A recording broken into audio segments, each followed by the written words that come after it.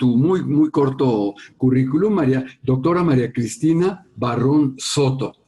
Es doctora en Historia por la Universidad Iberoamericana, maestra en Historia por la Universidad de Filipinas. Cuenta con una experiencia docente de más de 20 años en la Universidad Iberoamericana, así como en otras instituciones, tales como el Colegio de México, el CESTEM, la Universidad de Tsukuba, en Japón, y la Universidad Anáhuac. Es especialista en temas relativos a Filipinas y Japón, de los cuales ha publicado diversos artículos y el libro El Galeón de Manila, un mar de historias, publicado por la Embajada de Filipinas en México en 1997. Espero que se pueda conseguir y si no, te recomendamos una reedición porque de veras es un libro importante.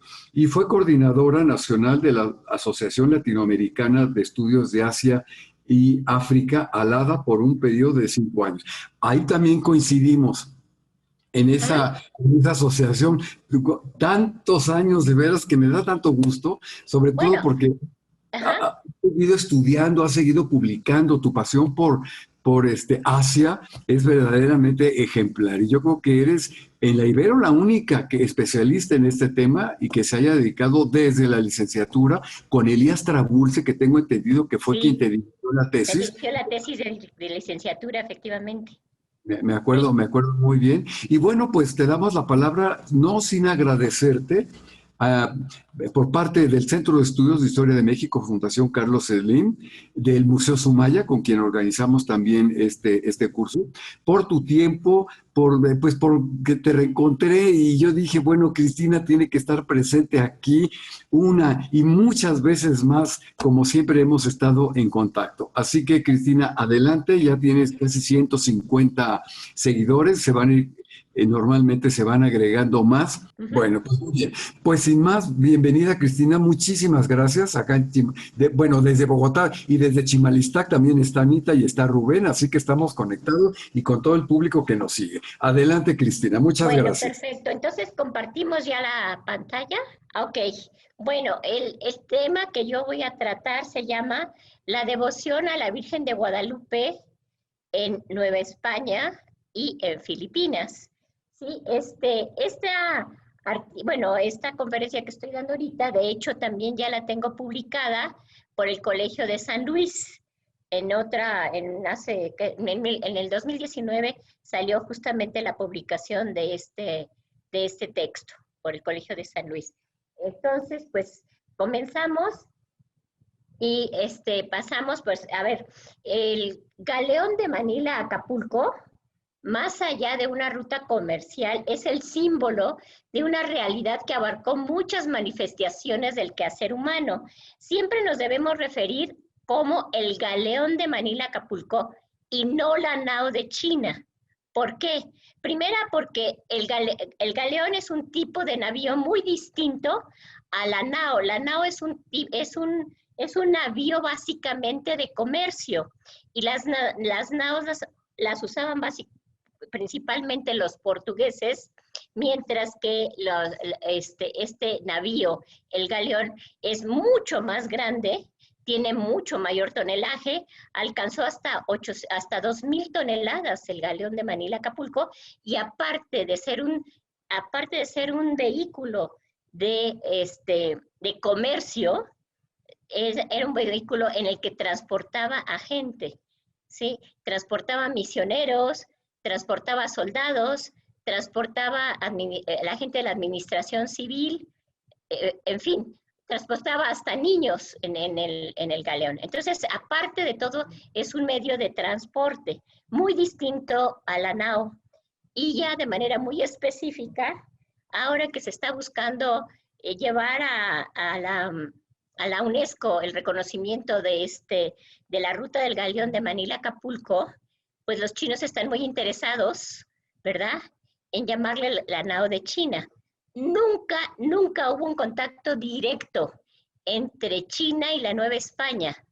El único gobierno que se interesó en establecer relaciones directas con la Nueva España fue el gobierno japonés, pero jamás el chino, ¿sí? Y menos en la época Ming, ¿verdad?, que estaba completamente cerrado. Entonces, por eso yo siempre argumento que es mejor usar el concepto del galeón de Manila a Acapulco y no la nao de China, que tiene otra connotación completamente distinta. Aunque efectivamente es muy popular el concepto de la nao de China, no lo niego, ¿verdad? Pero bueno, ahora bien, ¿seguimos, Rafa? Sí. A ver, justamente, de manera particular, los pueblos de México y Filipinas durante 250 años compartieron su historia. Esto, más bien, fue el resultado total y absolutamente circunstancial, como pasa tanto en la historia, por medio de y fue por este medio en que la monarquía hispánica pudo alcanzar las deseadas islas del poniente, o sea, alcanzar el occidente, ¿sí? Cruzaron el Pacífico y llegaron a Asia, que es el occidente de nuestro país, ¿verdad? Ambos pueblos permanecieron en una estrecha relación a lo largo de 250 años, ¿sí? Y sí, por supuesto, con distintos contextos, con diferencias propias cada uno de ellos, pero en realidad se generó una identidad común, y ahorita vamos a ver en qué sentido tenemos esta identidad común. Precisamente como la corona, la monarquía, no podía administrar de manera directa a las Filipinas, es por lo que se le encargó precisamente al virreinato de la Nueva España el darle pues asistencia, protección y pues hasta cierto punto gobernanza a la Capitanía General de Filipinas, con la que estuvo en un estrecho contacto, insisto, a lo largo de 250 años. Pese a los avatares del clima, de las tormentas, los ataques piratas, etcétera, etcétera, con bastante regularidad navegó el galeón de Manila a Acapulco a lo largo de esos 250 años. O sea, era una navegación anual que se hacía de Acapulco a Manila y otra de Manila hacia México. El trayecto de Manila a México o de Manila a Acapulco duraba aproximadamente 6 meses porque había que subir al norte hasta la altura de Japón y luego empezar a cruzar el Pacífico, llegar a las costas de California y de ahí bajar a Acapulco, ¿sí? Y de aquí para Manila el trayecto se realizaba aproximadamente en 3 meses.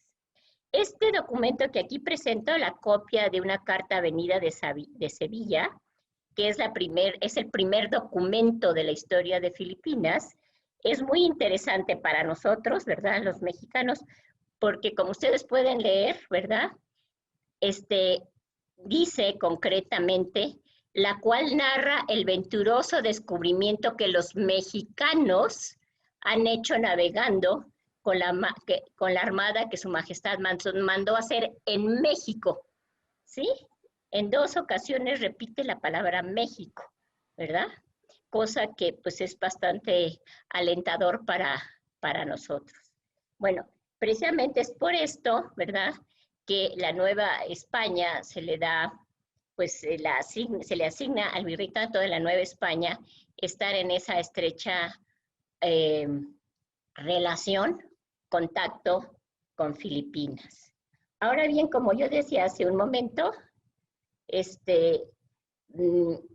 tanto el pueblo filipino como el pueblo mexicano compartieron a lo largo de 250 años su historia que les va a ayudar a concebir una identidad común. Y entiendo por identidad común precisamente el proceso de apropiación de distintos repertorios culturales que definen pertenencias, diferencias, establecen fronteras y se manifiestan por medio de prácticas sociales.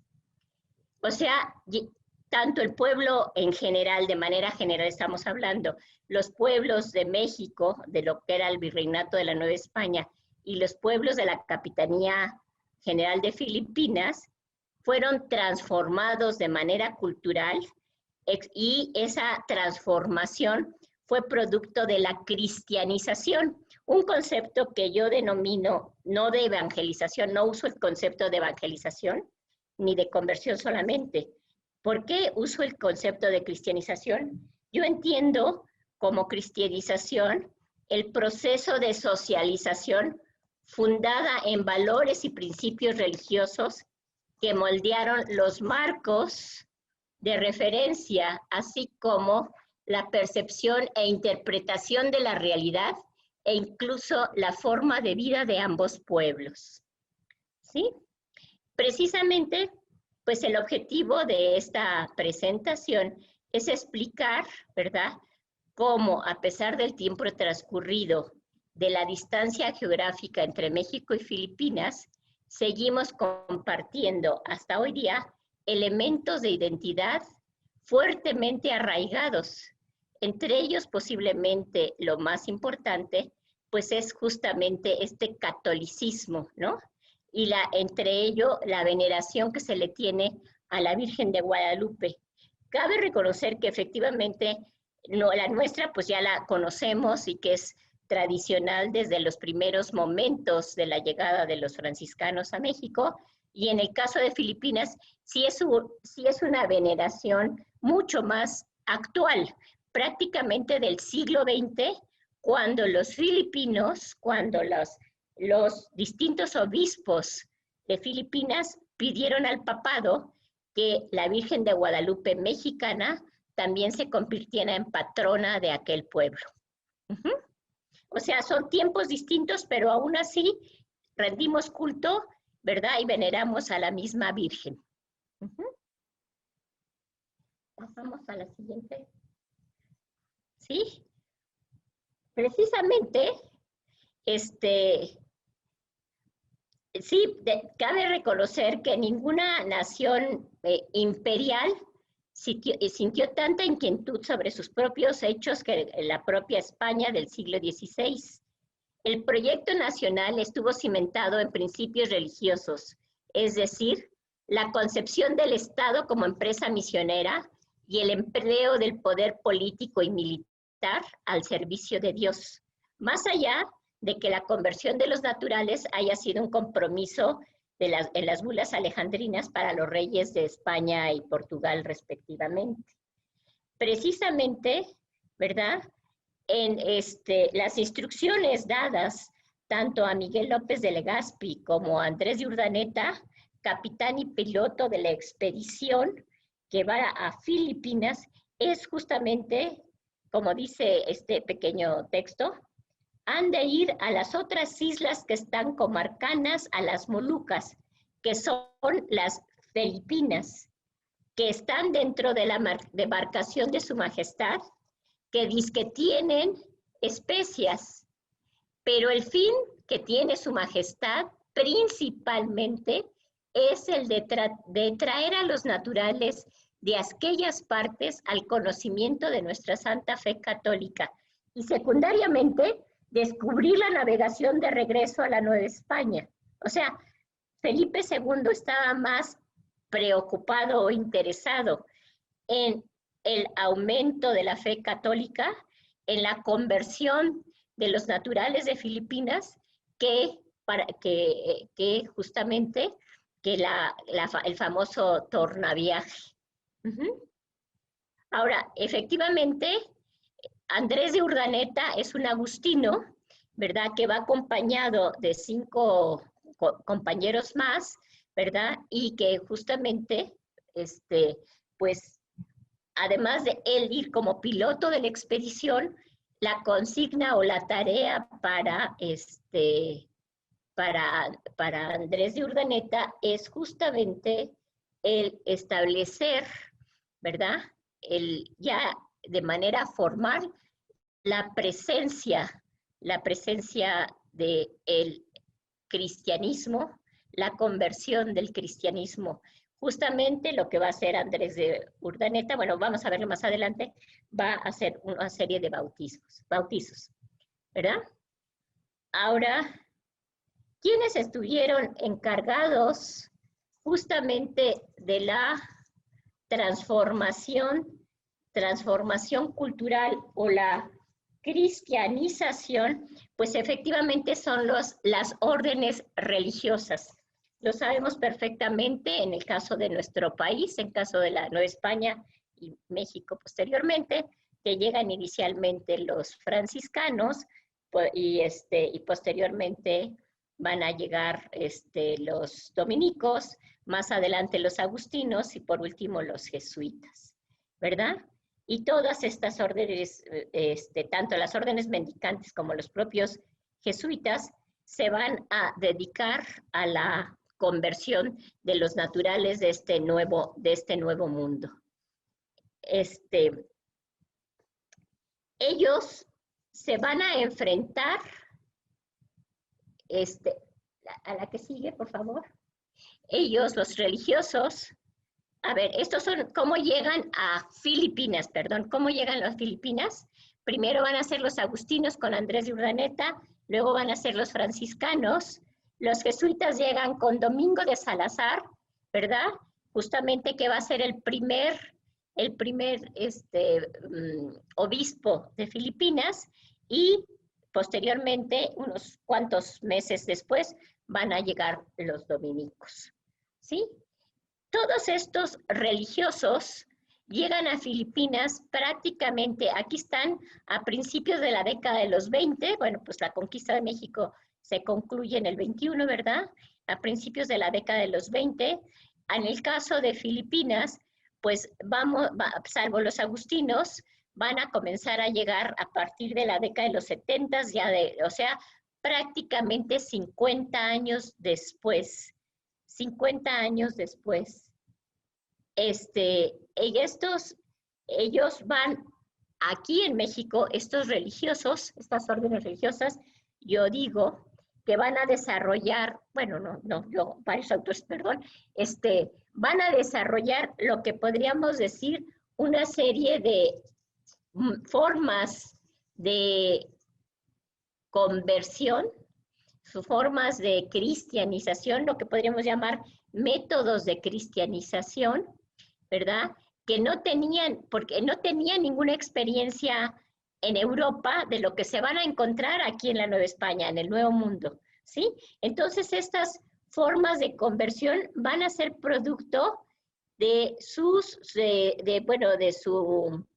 experiencia, de su experiencia, del resultado pues intuitivo, de las propias formas como lo van a ir logrando. En México, repito, van a experimentar. Ahora, básicamente, ¿verdad? ¿Qué es lo que van a hacer? Uno de los principales instrumentos es el aprendizaje de las lenguas vernáculas, justamente para poder conocer las culturas de los pueblos con los que se están conviviendo. Van a generar, por supuesto, vocabularios, diccionarios para aprender dichas lenguas. Por supuesto, previamente les incorporan el alfabeto latino a las dichas lenguas, ¿verdad? Escriben también catecismos, doctrinas, confesionarios, etcétera, etcétera, ¿sí? Paralelamente, se distribuyen los territorios entre las distintas órdenes religiosas, ¿verdad?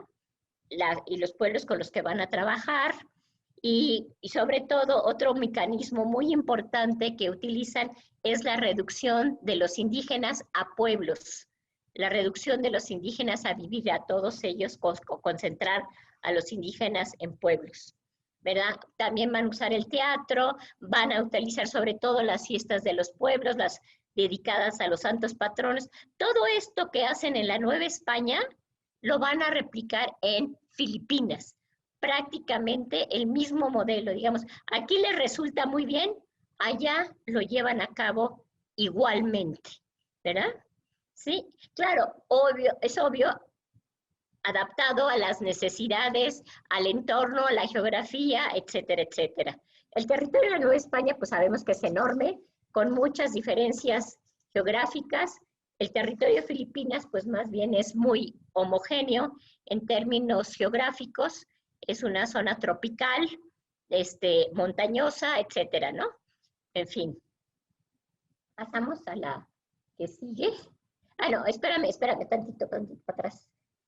Sí, a ver, entonces queda muy claro que todo este proceso de conversión al catolicismo, al cristianismo, pues está en manos de las órdenes religiosas, ¿sí?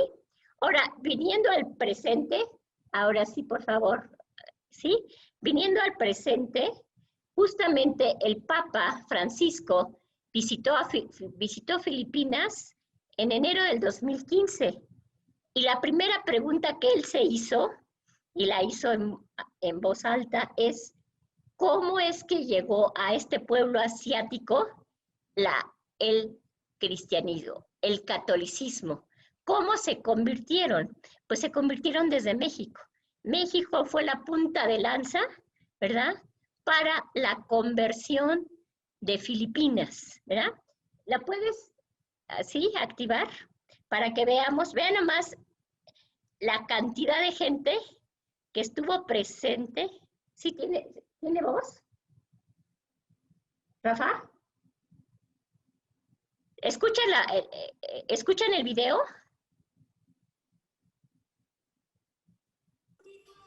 No lo escuchamos, lo vemos. A ver, ya creo que sí, ahora sí, ¿no?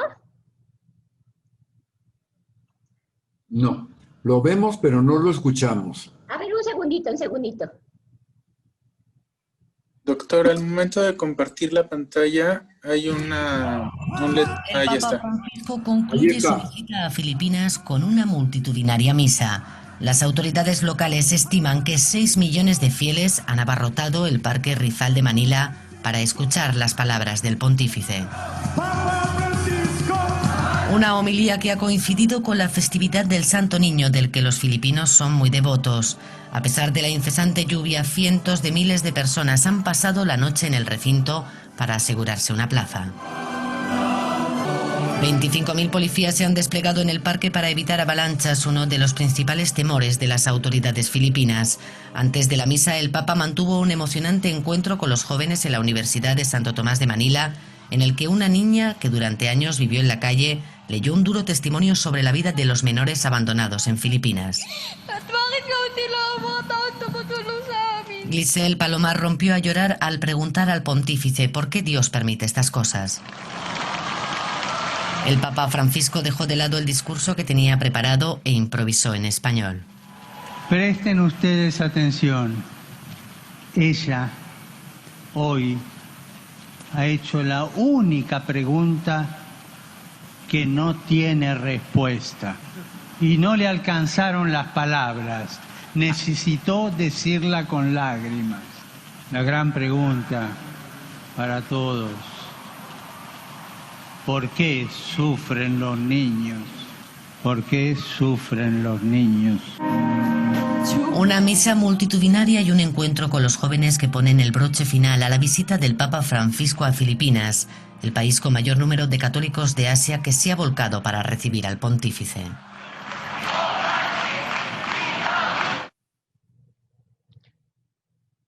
Filipinas tiene 115 millones de habitantes con un 80% de población católica, ¿verdad? O sea, más de 90 millones de personas.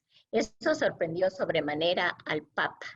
¿De dónde y cómo llegó la cristianización a Filipinas? Pues llegó desde México. ¿Sí? Pasamos a la que sigue. A ver, el culto ya a la Virgen de Guadalupe en Filipinas. Se considera que la veneración a la Virgen de Guadalupe en Filipinas fue introducida precisamente por Andrés de Urdaneta, ¿sí?, que llegan justamente a la isla de Cebú. Hay un grupo de islas en Filipinas. Filipinas está dividido en 3 grandes regiones de islas. La más grande es la isla de Luzón, donde está la ciudad de Manila. Luego sigue un grupo de islas que se llaman las Islas Visayas, que por cuestiones naturales en la navegación, los navíos del galeón llegaban precisamente a la región de las Visayas a la isla de Cebú y luego ya subían a Manila más tarde, ¿no? Entonces ahí es donde llegan Urdaneta y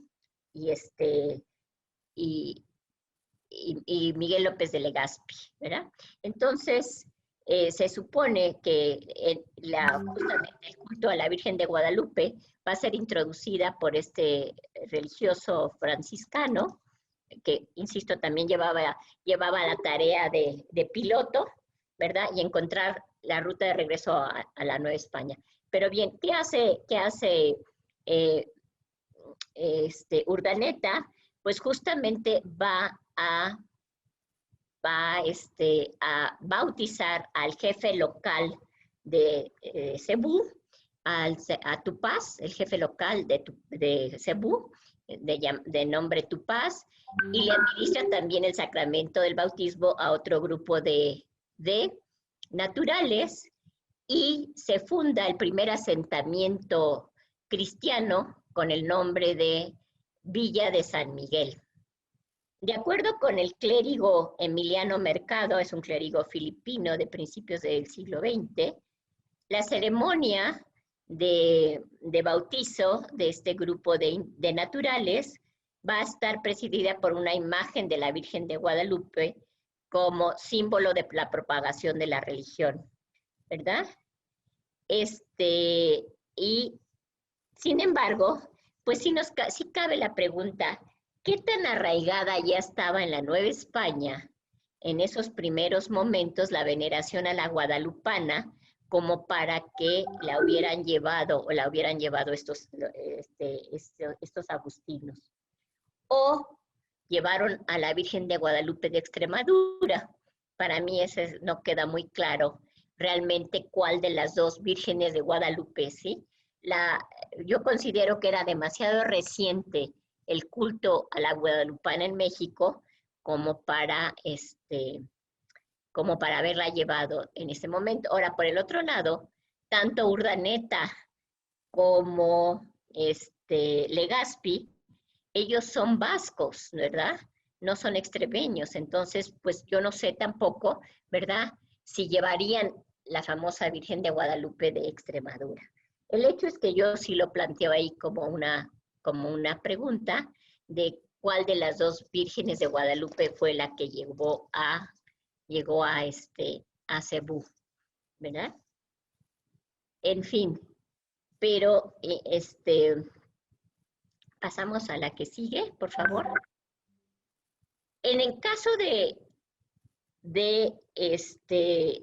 la veneración a la Virgen de Guadalupe, en Filipinas tenemos dos imágenes.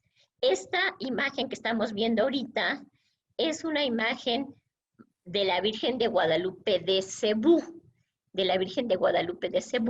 y justamente la narrativa de la Virgen de Guadalupe de Cebú es de Vicente Rama, que en 1955 escribe una narrativa de cómo se apareció la Virgen de Guadalupe, ¿verdad? Esta imagen que estamos viendo en esta ilustración, ¿verdad? Y Vicente Rama, pues hace una narrativa bastante similar a la de el caso de la Virgen de Guadalupe de México. Dice que se le apareció esta imagen a un trampero de gallos que se refugia en una cueva, ¿verdad?, de la lluvia, y que entonces él ve esta imagen, y la imagen le dice que vaya al pueblo de San Nicolás a contarle a los frailes que su deseo es que se construya una capilla en el pueblo para venerarla a ella. En fin, el hecho es que, repito, la narrativa es bastante similar a la narrativa de la aparición de la Virgen de Guadalupe en el caso de México. Efectivamente, aquí la referencia, en lugar de ser el Cerro del Tepeyac, es una cueva, ¿verdad? Las cuevas en Filipinas eran ya recintos sagrados precristianos. De hecho, la imagen de bulto del niño Jesús, que también es patrono de Filipinas, se encontró en una cueva en Cebú y se dice que esa imagen del Santo Niño fue dejada por Magallanes y Elcano, que también estuvieron en la misma isla de Cebú. Coincide, pues las narrativas coinciden en que las apariciones tanto del Santo Niño de Cebú como de la Virgen de Guadalupe de Cebú es en una cueva, ¿verdad? Eso es la cuestión. Y la versión es más similar a la versión de la aparición de la Virgen de Guadalupe en México. En cuanto a la Virgen de Guadalupe de Cebú. Ahora bien, hay otro culto que ahí sí es de la Virgen de Guadalupe mexicana, y esa advocación está en Manila. En Manila, ¿sí? Esa advocación está en Manila, ¿sí? Y es justamente en esta iglesia y convento de los agustinos en Manila que justamente se construye esta iglesia y convento en 1601 en una zona de Manila que actualmente se denomina como Makati, ¿verdad? Sigue estando en el mismo lugar hasta la fecha, y en esta región de Makati, ¿verdad? Se hizo la construcción de esta primera iglesia ya dedicada a la guadalupana, ¿sí? Y aquí sí parece ser que, bueno, que sí es la Guadalupana de México, porque la festividad oficial siempre ha sido el 12 de diciembre. Entonces, pues aquí sí coincide más con el culto a la Virgen de Guadalupe mexicana. Incluso Gaspar de San Agustín, que es precisamente pues uno de los historiadores más importantes de la Orden de los Agustinos en Filipinas, pues habla y describe con todo detalle tanto este convento como la iglesia, esta iglesia en la zona de Makati, al lado del río Pasig, ¿verdad? Bueno, en Manila está muy lleno hay muchísimos ríos y afluentes del río, ¿sí? Y, en fin, entonces aquí en este caso sí coincide el culto ya a la Virgen Guadalupana mexicana, ¿sí? Ahora bien, ya de manera sistemática, pasamos a la que sigue, ¿sí? Es a partir de la solicitud que los obispos, diferentes obispos de Filipinas, le hacen al Papa Pío XI para que nombre a la Virgen de Guadalupe mexicana como también patrona de Filipinas, ¿verdad? Y en efecto, bueno, pues precisamente lo hace el Papa Pío XI. Y a partir de ese momento, pues ya la Virgen de Guadalupe mexicana se convierte también en patrona del pueblo filipino.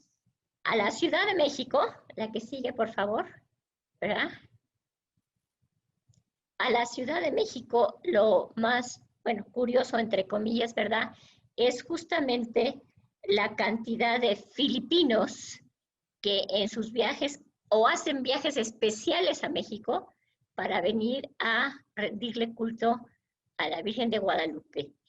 Podríamos mencionar, por ejemplo, a la expresidente Gloria Macapagal, que vino en 2 ocasiones a nuestro país, y antes de tener alguna conferencia con el presidente en su momento, primero fue a la Basílica y luego ya fue a hablar con Fox, ¿verdad? Efectivamente. De hecho, en las 2 ocasiones yo tuve la oportunidad de estar con ella y pues sí acompañarla precisamente a la Basílica. En la segunda ocasión que vino, pues fue a darle agradecer a la Escuadrón 201 de la liberación de Manila durante la Guerra del Pacífico, ¿verdad? Y justamente la ceremonia también se llevó a cabo en la Basílica de Guadalupe, pues ahora sí que porque así lo solicitó la presidenta, ¿verdad? Y por ejemplo, también pues uno de los hombres más ricos de Filipinas, o el hombre más rico de Filipinas, ¿verdad?, el señor Henry C., que de hecho él es chino, era chino de nacimiento, bueno, murió en el 2020, era chino de nacimiento, migrante a Filipinas, se convierte como buen chino en un gran comerciante y acaba siendo el hombre más rico de Filipinas, pues vino con toda su familia, obviamente en su avión particular, a visitar la Basílica de Guadalupe. Justamente ¿cómo se llama? El chofer de la Embajada de Filipinas en México, Alfredo, dice que si ustedes quieren saber los horarios de misa en la Basílica, llamen a la Embajada de Filipinas en México, porque se saben todos los horarios, todos los rezos que hay en la Basílica.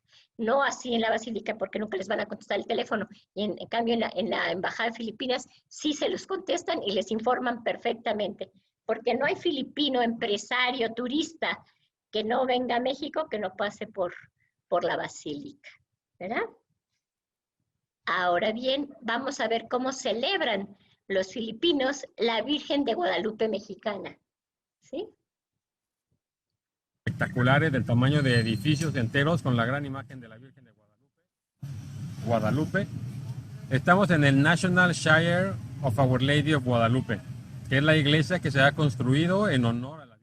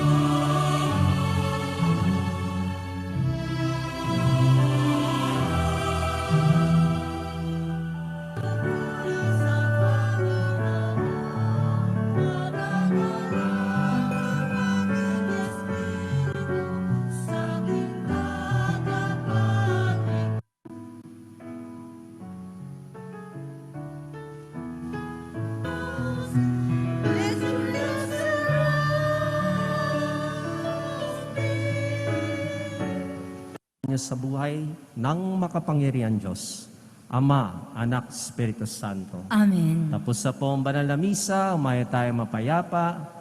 Salamat sa Diyos. Happy Fiesta! Viva!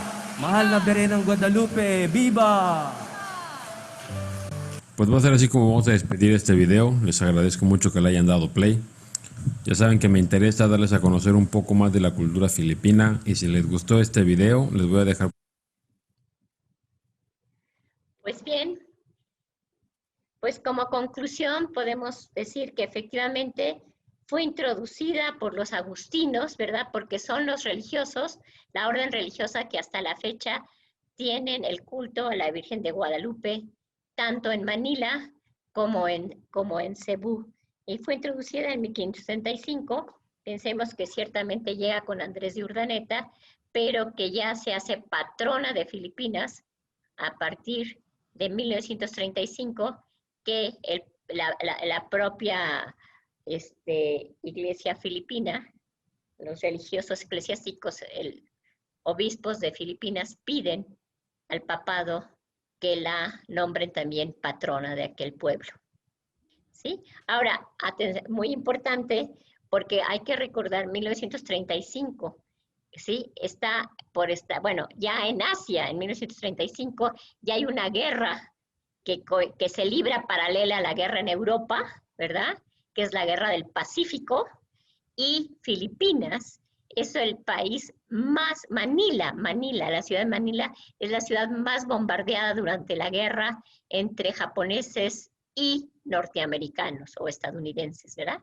Entonces allí justamente el tener una madre protectora que los va a ayudar a salir de tal tragedia de una guerra como esa, de esa naturaleza, ¿sí? Después de Varsovia, Manila fue la ciudad más bombardeada durante la guerra, ¿sí? Pues efectivamente, cómo recurrieron justamente a ella. Muchas gracias. Muchísimas gracias, Cristina, por esta tan interesante y sorpresiva conferencia, porque por ahí la maestra Luz María Silva dice, ¿por qué tenemos tan poco conocimiento de Asia, de Filipinas sobre todo, cuando fue parte de la Nueva España, ¿no? Yo tendría dos preguntas a reserva de las que te están haciendo por el chat y demás. ¿Por qué llegaron entonces el caso de los recolectos después de los otros religiosos? Si ya estaban asentados y ya de alguna manera se había dado la conversión de los filipinos, ¿por qué llega otra orden a fines del siglo XVI, principios del XVII? Y otra, las hospederías. No sé si tengas, o si me puedes dar el dato, si estas órdenes religiosas que llegaron a la Nueva España, franciscanos, agustinos y dominicos, sí, que tenían hospederías especiales, además de sus conventos en la Ciudad de México. Sí, tenían estos hospederías especiales para que justamente aquellos religiosos que iban a pasar a Filipinas, ¿verdad? A ver, tengamos en cuenta algo muy importante. No tienen conciencia inicialmente del Nuevo Mundo. El objetivo es cristianizar Asia, ¿sí? En esos primeros años. Por favor, Edith, si puedes apagar tu micrófono. Edith, si puedes, eso, gracias. A ver, incluso el propio Zumárraga y Betanzos, que es el provincial de los dominicos en México, bueno, en la Nueva España, ellos quieren ir a Filipinas, quieren ir a Asia, ¿sí?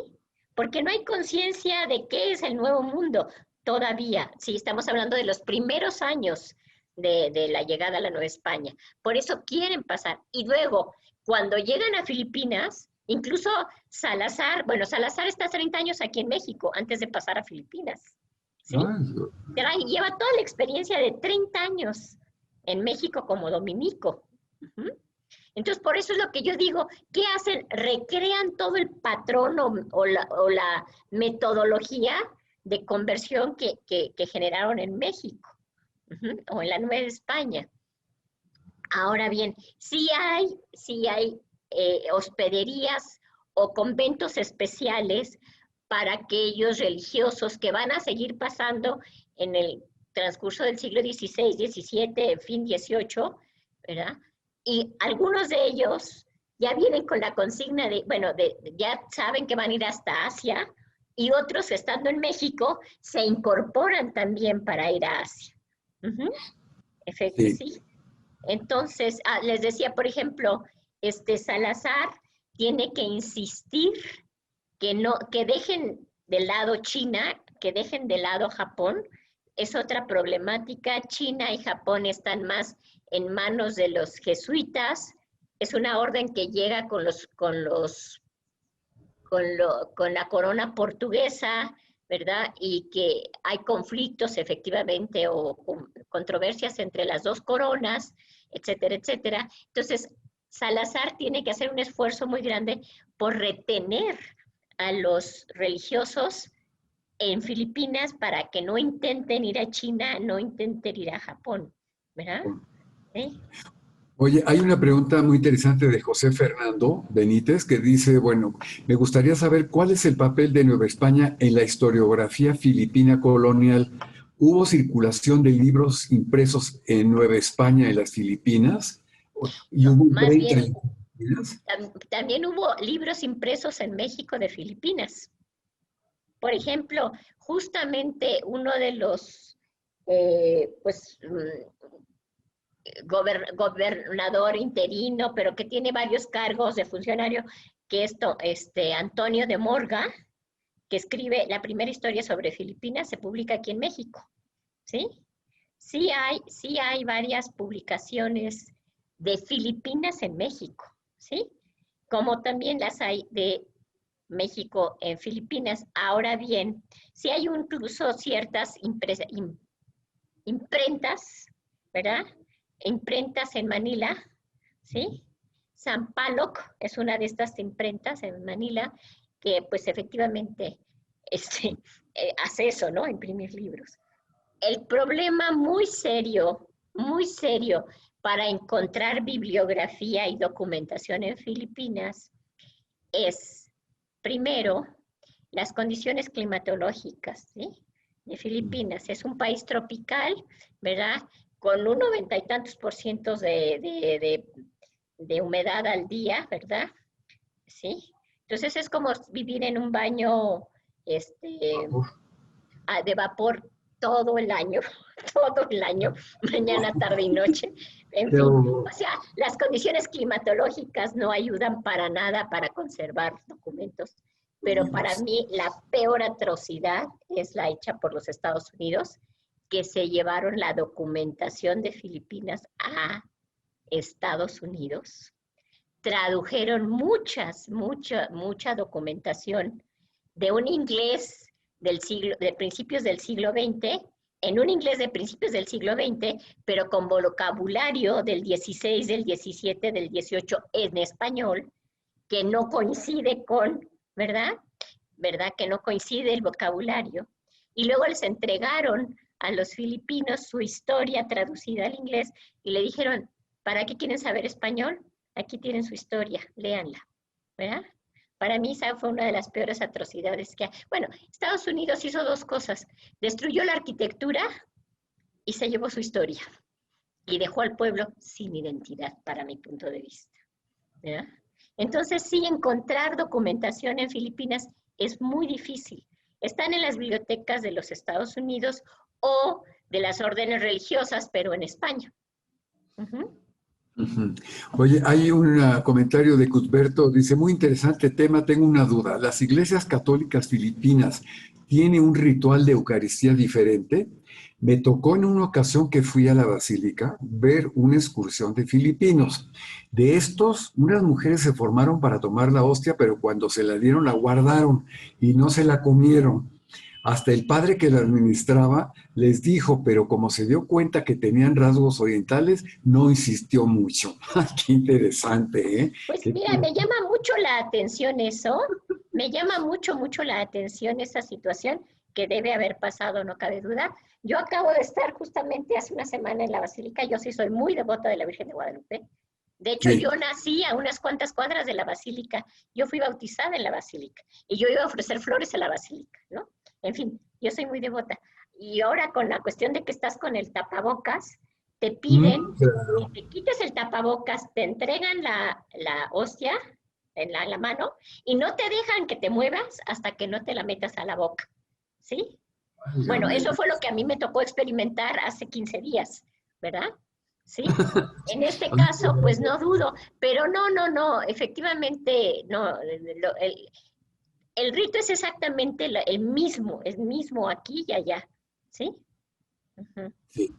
Dice Joel Raúl Abastida, doctora, ¿cómo conceptualiza la colonización epistemológica del conocimiento de Filipinas a través de la Nueva España? Mira, a ver, no hay mucho conocimiento de, creo que tampoco nosotros tenemos, ¿verdad? Como que hay como más bien una amnesia histórica de ambos. Y también hay otra cosa más importante. México deja de administrar Filipinas a principios del siglo XIX, cuando ya se da la independencia, y paralelamente acaba la relación del galeón de Manila-Acapulco, que sí, y ya empieza la administración directa desde España. Entonces, en la conciencia histórica del filipino, ¿sí? Es más vinculada con España en su siglo XIX, ¿verdad? De 1815 a 1898, que es ya la administración directa desde España, y esa es la mayor conciencia histórica de su pasado hispano, ¿sí? Hispánico. Ahora bien, insisto, la leyenda negra hecha por Estados Unidos en Filipinas fue brutal, ¿no? A mí me tocó, pues, como estudiante y trabajando en Filipinas y demás, pues, ver justamente, para mí, atrocidades y la destrucción de todo ese pasado español. Por ejemplo, yo en mi defensa de mi tesis de maestría, me decían, uno de los sinodales, hablar español suena a colonialismo. Y yo le contesté, ¿y usted qué opina del idioma que estamos usando, usted y yo, el inglés, para entendernos? ¿No le suena a colonialismo? ¿Sí? ¿Verdad? El pasado Pues, español es colonialismo. El inglés, para los filipinos, es la lengua de la democracia y de la tecnología. y el español se perdió. Pues es que el español nunca se habló tampoco acá, Manuel, ¿sí? Ujú. El español se habló ya sistemáticamente, o sea, justamente Carlos III manda a hacer un censo aquí en la Nueva España, que lo hacen Bucareli y Lorenzana como obispo, era así, y el resultado de ese censo, empieza el documento diciendo, ni siquiera en la Ciudad de México se habla español o castellano, por encima de, ¿verdad? Pues, Se habla tal y tal y tal y tal, ¿verdad? Y el español está como en décimo, castellano está como en décimo lugar, en la Ciudad de México, en 1785, ¿sí? muy interesante ese dato. Difusión, yo hice mi tesis de maestría sobre ese tema, comparando, ¿verdad? Y la sorpresa fue para mí de entender que en México no se hablaba español durante la época virreinal. Ahora, pues para Interesante. muestra un botón, en España, ¿qué conflictos tienen con el castellano o español los vascos y los catalanes y los gallegos? Y todo el tiempo están que la lengua regional versus la lengua nacional, ¿no? ¿Sí? Sí. Oye, Isbeth dice, excelente conferencia, doctora, muchísimas gracias, una charla enriquecedora. No hay palabras para agradecer que usted comparta con nosotros su valioso conocimiento. Un abrazo desde Veracruz. Ay, Bueno, gracias. bueno, muchas felicitaciones, desde luego, dice Susul Fernanda Tinoco. Me surge la curiosidad sobre la presencia musulmana en Manila en correlación con los enfrentamientos con el Rajá Solimán. ¿El culto a la imagen de Guadalupe tuvo importancia dentro de este proceso? A ver, hay una cosa. Efectivamente, las islas Filipinas, digamos, forman parte de un enorme archipiélago. Al sur hay también un sinnúmero de islas que hoy se llaman Indonesia, ¿sí? Y luego el mismo archipiélago empieza a subir hacia lo que es justamente lo que hoy denominamos como Filipinas, o hace 15 años se denomina Filipinas. Ahora, estaban en un proceso de islamización. Las islas que denominamos Filipinas La más importante de las islas del sur, que es la isla de Mindanao, ¿verdad? Mindanao tiene un sultanato al ladito en otro pequeñísimo archipiélago que se llama Joló, ¿verdad? Son un montón de islitas chiquititas, Joló. Hasta ahorita sigue siendo eminentemente musulmán. Y luego la isla enorme de Mindanao, que también sigue teniendo presencia musulmana. ¿Qué hizo la presencia hispánica? La presencia hispánica se quedó básicamente en la isla de Luzón y en la región de las Visayas. Y eso fue cristianizado y eso estaba, digamos, bajo la soberanía real, de facto, de jure y de facto, las dos cosas, ¿verdad? Sobre esas dos conjuntos de islas. La isla de Mindanao se quedó siendo siempre musulmana y hubo un cierto pacto entre el gobierno de la Capitanía General con la presencia musulmana en Mindanao, con gobiernos musulmanes en Mindanao, etcétera, etcétera. ¿Sí? De hecho, fueron los jesuitas los primeros o los que intentaron cristianizar la isla de Mindanao, y sí cristianizaron ciertos puertos, por ejemplo, el puerto de Zamboanga, ¿verdad? Por ejemplo, Davao, en fin, ciertos, pero muy, muy en la costa, tierra dentro de la enorme isla, se mantuvo siempre el Islam. Por eso, cuando Filipinas pasa de la soberanía española a la soberanía norteamericana, los musulmanes son los primeros en protestar y dicen, ¿y nosotros por qué? Si nosotros no, de hecho, ¿verdad? Ellos pensaban que se iba a mantener ese statu quo que había generado las autoridades hispánicas, ¿no? De respetar su identidad musulmana.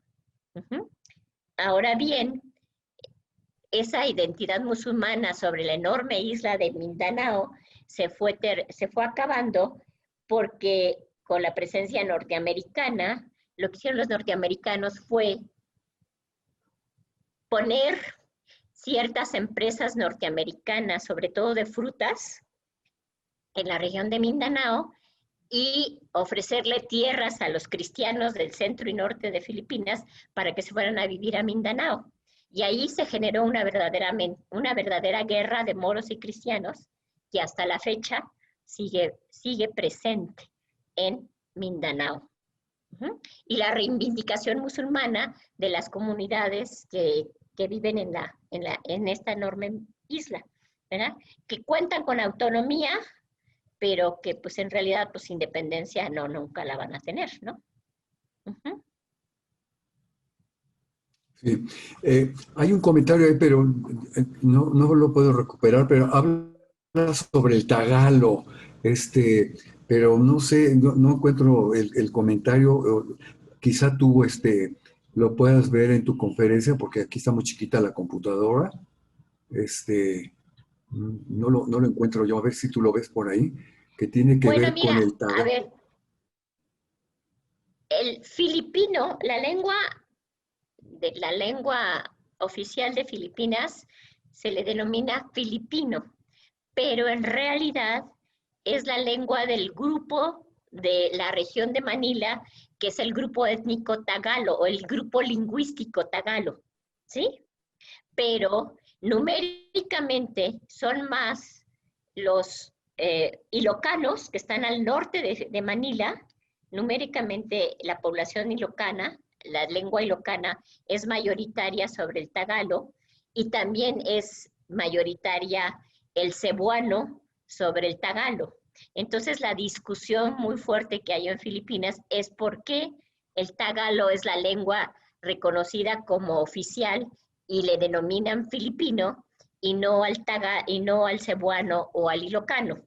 Entonces tienen una confrontación de lengua, digamos a nivel de lenguas, como similar al de España, si el gallego, si el vasco, si el catalán, si el castellano, etcétera, etcétera, ¿no? En este caso, pues se denomina filipino al tagalo, ¿sí? A esta lengua de la región de Manila. Ujú. De parte de la maestra Luz María, dice, ¿por qué en México tenemos tan poco conocimiento de la importancia de Filipinas en nuestra historia? ¿En Filipinas hay más conocimiento de nosotros o también somos muy ajenos? También somos muy ajenos. También somos muy ajenos. Desgraciadamente, ¿no? ¡Qué Cierto. barbaridad! ¡Qué Yo, barbaridad! Es ahora sí que ese chasco, bueno, así esa sorpresa, yo esperaba que tuviesen más conciencia, pero no, ¿no? ¿Verdad? Justamente. Ahora, tienen también poca conciencia de su pasado hispano, ¿verdad? O sea, en los libros de texto filipino, digamos, el pasado hispano lo narran en unas cuantas cuartillas, en unas cuantas hojas, ¿verdad? Sí, y es mucho más todo el movimiento de reindependencia, en fin, ¿no? Sí, pero sí, es una historia muy, muy nacionalista, ¿no? sí. Oye, me dice, eh, creo que es Baltasar Solano, dice, ¿se llegó a enseñar tagalo en los colegios de propaganda FIDE de México, en donde se preparaban los misioneros en Nueva España? Mira, a ciencia cierta no lo sé, ¿verdad? Pero lo que sí sé es que al llegar los religiosos a Filipinas, por ejemplo, pues sí tenían un curso de entrenamiento de lengua impresionante, ¿no? O sea, lo mismo pasó en China y pasaba en Japón, ¿verdad? Lo primero que hacían los misioneros, pues era justamente aprender la lengua, pero ya sobre la marcha y además ya trabajando con la gente, ¿no? De, de habla tagala o de su momento japonés o, en fin, mandarín o lo que fuera, ¿no? Sí. O sea, no creo que aquí, no sé, yo no tengo ese conocimiento si aquí les enseñaban tagalo. Eso sí no lo sé. Sí. Mariana Castellanos dice, de hecho, sobre eso solo hay pocas palabras que se usan en español, pero solo en ciertas partes por la alta presencia de hispanos como la palabra cocina, pero, etcétera. Pero ya es mucho más reciente, dice ella. No, no, a ver, el español en Filipinas, no entendí muy bien. Y- O sea, a ver, el vocabulario de español, o sea, en todas las lenguas filipinas, en el tagalo, en el cebuano, el ilocano, etcétera, etcétera, hay porcentajes bastante altos de español, del vocabulario ¿sí? Por ejemplo, cuando yo llegué a vivir a Manila, pues yo rápidamente me familiaricé con el tagalo por el número de palabras de español que utilizaban. Entonces, hasta mis compañeros asiáticos me decían que qué inteligente era yo, que ya había aprendido tagalo. Les decía, no, pues es que esta palabra es español, y pues yo nada más uno, y ya, no soy nada brillante. Y de hecho, en Filipinas hay una lengua, un dialecto que se llama chabacano, ¿sí? Y prácticamente todo el vocabulario es español. El chabacano se utilizaba o se generó en aquellas, por ejemplo, en la región de Cavite.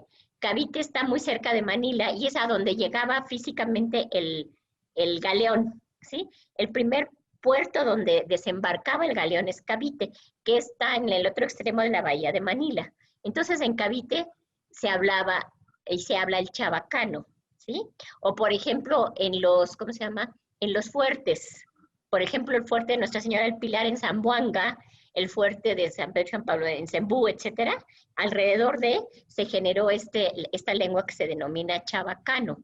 Por ejemplo, para preguntarte tu nombre, en chabacano se dice, cosa di tuyo nombre. Tú entiendes todas las palabras, ¿verdad?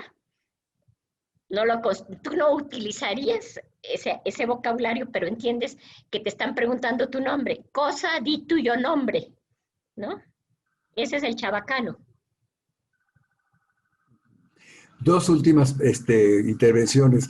Dice José Fernando, debido a la cercanía y por el contexto de su martirio en Japón, ¿llegó a existir o existe alguna devoción hacia San Felipe de Jesús en Filipinas?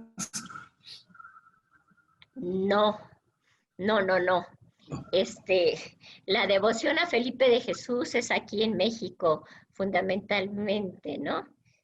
Felipe de Jesús tuvo a bien estar en el lugar menos indicado, en el momento menos indicado. Él no tenía nada que hacer en Japón. Él naufraga en Japón y además desobedece las órdenes y se introduce tierra adentro, ¿verdad? Y va a acabar siendo martirizado junto con otros franciscanos. Pero no, en Filipinas no hay ningún conocimiento de Felipe de Jesús o de San Felipe de Jesús. Es solamente aquí en México, que se convirtió pues en nuestro primer santo mexicano. Como dice mi amiga Areiko Kawata, gracias a que lo sacrificamos en Japón, ustedes tuvieron su primer santo, ¿verdad? Claro. Muchas gracias. Es mérito de los japoneses, entonces. El mérito de los japoneses es saberlo matar, ¿sí? ¿verdad? Oye, Pero pues muchísimas gracias. Había Cristina. otra razón más fuerte, ¿no? El poder legitimar el quedarse con toda la hacienda del San Felipe, del navío que naufragó, ¿verdad? Entonces, pues ahí hubo ahí un poquito de una interpretación por parte del gobierno de Japón, ¿verdad? Sí, ya le tocaba, ni modo, ya, ¿verdad? le tocaba, Oye, ¿verdad? pues antes de despedirnos, nos está informando Anita de acá del Centro de Estudios que la próxima reunión va a ser el 18, no el próximo jueves, sino el 18, con la presencia del director del Museo Sumaya, Alfonso Miranda, ¿verdad? Para quien quiera volver a escuchar la conferencia, les recordamos que está grabada y se suben a la cuenta de Facebook del Centro de Estudios. Pues Cristina, muchas gracias porque se nos pasó verdaderamente tan rápido el tiempo al escucharte y cómo aprendimos y cómo tenemos la obligación también de conocer la historia de Filipinas porque finalmente es parte de la historia de No, mira, efectivamente. de España y por lo tanto de México. Es parte de la historia. Yo tengo un artículo que se llama Filipinas, un país del sureste asiático, un país latinoamericano en el sureste asiático, ¿no? Tengo mucha experiencia de vida en aquellos países de Asia, ¿verdad? Desde que se me ocurrió en el 77 irme a aquel lugar, a aquellos lugares, no me he desconectado de ellos, ¿verdad? No. Y vivir en Filipinas es vivir en América Latina. Vivir en China o en Japón, dices, ¿y estos marcianos de dónde cayeron, no? ¿O de dónde vienen? Porque son otra cosa completamente. La cultura de China, de Japón, de Corea, en fin, no. ¿Sí? Otro mundo. Es otro mundo, verdaderamente otro mundo. En cambio, yo incluso estando en Japón, me iba a Filipinas a relajar, ¿sí? Decía, aquí no importa que llegues tarde, nadie te dice nada. Sí, los japoneses son de una disciplina impresionante. Impresionante, ¿verdad? Así es. Entonces, como yo no podía venir a México tan seguido, pues dije, bueno, cuando menos me voy a Filipinas, allí sí puedo descansar de la presión. Pues Cristina, muchísimas gracias. A nombre del Centro de Estudios de Historia de México y del Museo Sumaya, Fundación Carlos Slim, te damos las gracias, te felicitamos por tu conocimiento y muchos no te conocen, así mucho gusto en conocerla, qué gran exposición, paso mi asistencia y bueno, y muchas felicitaciones. Pues Cristina, buenas noches desde Colombia, felicitándote nuevamente y espero que nos veamos pronto allá en México. Pues sí, cuando regreses acá, con mucho, pues a ver si... El viernes ya estoy allá. Y por otro lado, te volvemos a invitar cuando tú quieras a darnos otra conferencia, porque de veras nos abres panoramas muy, muy importantes. Pues sí, ¿no? Efectivamente. Pues muchas gracias, Manuel. Creo que ya se pasmó aquí no sé si yo o Manuel. ¿Quién? Se te pasó. Yo no, me ya. pasmé. Bueno. Se te pasmó la imagen, pero te escuchamos muy bien y no, digo, yo no tuve ningún problema acá desde Bogotá de escucharte, fíjate nada más tan lejos, y tan bien que se te ve y se te escucha, y pues a nombre de todos los que nos siguieron, que casi llegaron a 180, muy buen público, te damos nuevamente las gracias y muchas felicidades. Y a los demás, pues que tengan buena semana, nos vemos no el jueves, sino el martes, anótenlo por favor, que sigue el curso. Pues nos vemos, gracias a todos, buenas noches y saludos. Hasta luego.